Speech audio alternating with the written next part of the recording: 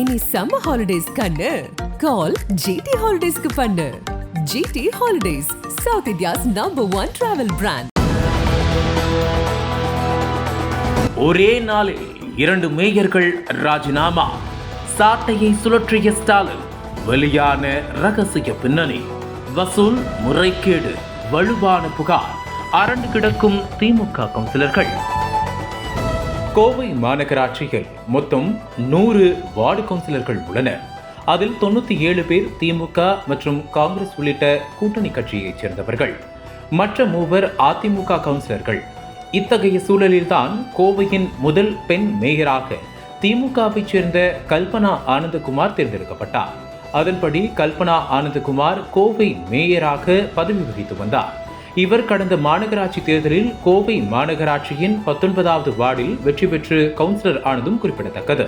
இந்த நிலையில் கோவை மேயர் கல்பனா ஆனந்த்குமார் தனது பதவியை ராஜினாமா செய்துள்ளார். மாநகராட்சி ஆணையர் சிவகுரு பிரபாகரனிடம் தனது ராஜினாமா கடிதத்தை தனது உதவியாளர் மூலம் வழங்கினார். முன்னதாக கல்பனா தனது பதவியை ராஜினாமா செய்ய உள்ளதாக தகவல் வெளியாகி இருந்தது.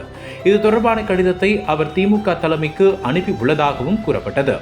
அதே சமயம் மாநகராட்சியின் மாமன்ற கூட்டத்தில் திமுக கவுன்சிலர்களே கல்பனாவுடன் வாக்குவாதத்தில் ஈடுபட்டிருந்த நிலையில் தனது பதவியை ராஜினாமா செய்துள்ளார். இச்சம்பவம் கோவை அரசியல் வட்டாரத்தில் பெரும் பரபரப்பை ஏற்படுத்தியுள்ளது.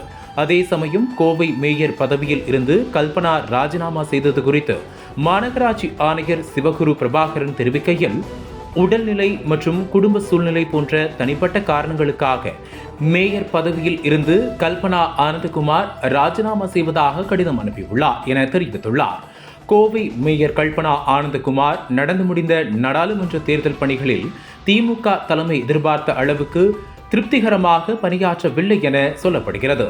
கோவை மேயராக கல்பனா பொறுப்பேற்றதில் இருந்து மாநகராட்சி அதிகாரிகளுடன் தொடர்ந்து மோதல் போக்கை கடைபிடித்துள்ளார். அதேபோல மாநகராட்சி ஒப்பந்ததாரர்களுடனும் சுமூகமாக நடந்து கொள்ளாமல் உரசலில் இருந்து வந்ததாக சொல்லப்படுகிறது. பெயர் புகைப்படம் தவிர்த்த திமுக கவுன்சிலர் ஒருவரோ மேயர் கல்பனா ஆனந்தகுமாரிடம் மாமன்ற உறுப்பினர்கள், மண்டல தலைவர்கள் மற்றும் நிலைக்குழு தலைவர் என மக்களின் பிரதிநிதிகள் யார் சென்று குறைகளை முன்வைத்தாலும் அமைச்சரை பாருங்கள் என ஒரு வருடமாக தட்டி கழித்து வந்தார். முன்னாள் அமைச்சர் செந்தில் பாலாஜி கைதுக்கு பிறகுதான் மேயரின் உண்மையான சுயரூபம் தெரிய ஆரம்பித்தது. இதில் மத்திய மண்டல தலைவர் மீனா லோகு, கிழக்கு மண்டல தலைவர் லக்ஷ்மி இளஞ்செல்வி, கார்த்திக் ஆகியோர் மாமன்றத்தில் எதிர்க்கட்சி உறுப்பினர்கள் போல பேச ஆரம்பித்தனர். மாமன்றத்தில் சலசலப்பிற்கு பஞ்சமில்லை. இதனால் கடுப்பான மேயர் மண்டல தலைவர்களை தன்னுடைய வழிக்கு கொண்டு வர சில திட்டங்களை தீட்டினார். அது மட்டுமின்றி மேயர், துணை மேயர் துணையுடன் ஒப்பந்த நிறுவனங்களை அழைத்து, எங்களை கேட்காமல் யாரும் டெண்டரில் பங்கேற்க கூடாது, அப்படி பங்கேற்றால் ஒப்பந்த பணி செய்யாமல் அதற்கான பில் பாஸ் ஆகாது என மிரட்டல் விடுத்து அதற்கான வாட்ஸ்அப் குழுவையும் ஆரம்பித்து வசூல் வேட்டையில் ஈடுபட்டார். இதுகுறித்து ஒப்பந்தக்காரர்கள் போர்க்கொடி தூக்க, எனக்காக கேட்கிறேனா, நகர்ப்புற அமைச்சர் தான் கேட்க கூறினார் என அவர்களின் வாயை அடைத்தார் என்கிறார் அவர்.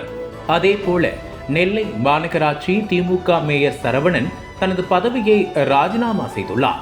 நெல்லை மேயர் சரவணன் மீது பல்வேறு புகார்களை ஆளுங்கட்சியின் கவுன்சிலர்களோ கட்சி தலைமைக்கு தெரிவித்துள்ளதாக சொல்லப்படுகிறது.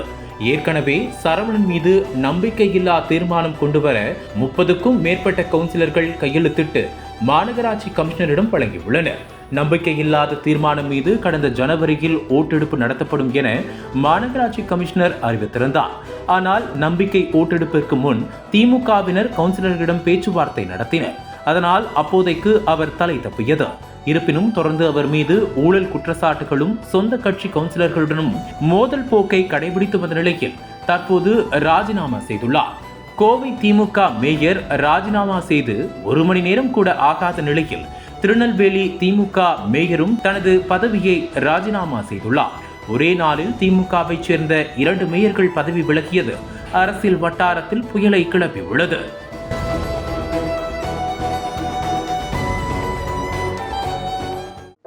நக்கீரன் டிவிக்கு சப்ஸ்கிரைப் செய்யுங்கள். உங்கள் ஆதரவே எங்கள் பலம். ஆசிரியர்களுக்கு நண்பனாகவும் மாணவர்களுக்கு ஆசானாகவும் திகழும் தேர்வு வழிகாட்டி. ஒவ்வொரு பாடத்திற்கும் அனுபவமிக்க ஆசிரியர்களின் துல்லியமான தெளிவான விடைகள். CNC இருக்கு, தேர்வு பயம் எதற்கு? இது தீரன் பப்ளிஷிங் ஹவுஸ் விற்பனை வெளியீடு.